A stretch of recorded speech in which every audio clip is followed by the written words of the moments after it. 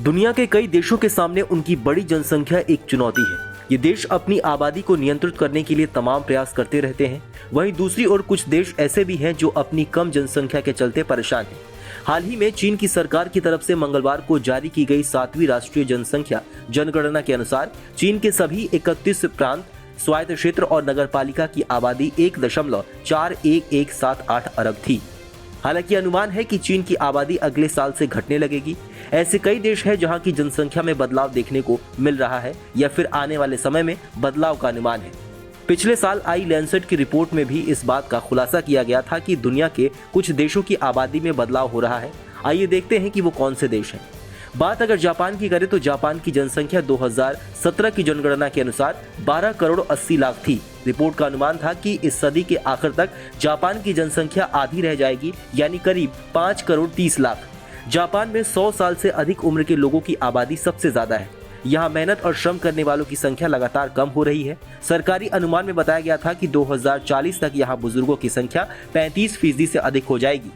अगले कुछ सालों में इटली भी घटती जनसंख्या की समस्या से जूझने वाला है। 2017 की जनगणना के मुताबिक इटली की जनसंख्या 6 करोड़ 10 लाख थी। लैंसेट की रिपोर्ट में कहा गया था कि सदी के आखिर तक इटली की जनसंख्या घटकर 2 करोड़ 80 लाख बचेगी। यहाँ बुजुर्गों की संख्या काफी ज्यादा है। विश्व बैंक के 2019 के आंकड़ों पर नजर डालें तो इटली में 65 साल से अधिक उम्र के लोगों की आबादी 23% है। इटली इन दावों को लेकर लंबे समय से चिंतित और प्रयासरत है। 2015 में इटली प्रजनन दर बढ़ाने के लिए एक योजना की शुरुआत भी कर चुका है। लैटिन अमेरिकी देश ब्राजील की प्रजनन दर भी लगातार कम हो रही है। 1960 में ब्राजील की प्रजनन दर 6.3 थी, जो अब 1.7 तक पहुंच चुकी है। 2017 में ब्राजील की जनसंख्या 21 करोड़ थी। रिपोर्ट में दावा किया गया है कि साल 2100 तक इस देश की आबादी घटकर सिर्फ 16 करोड़ रह जाएगी।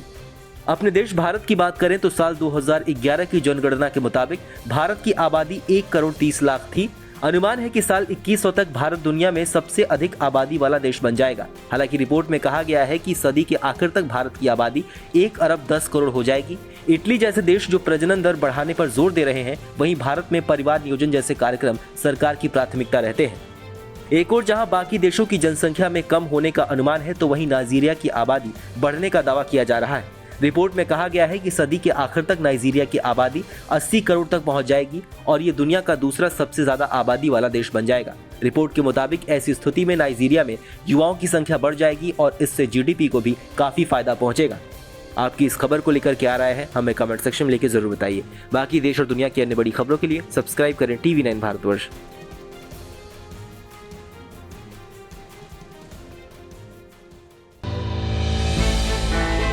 हमने की गलती फिर एक बार, कोरोना ने किया दोबारा प्रहार। मास्क, 2 गज दूरी, करें अपनी सुरक्षा पूरी। कोरोना टीका हम सबको लगाना है, मिलकर साथ समझदारी से कोरोना को हराना है।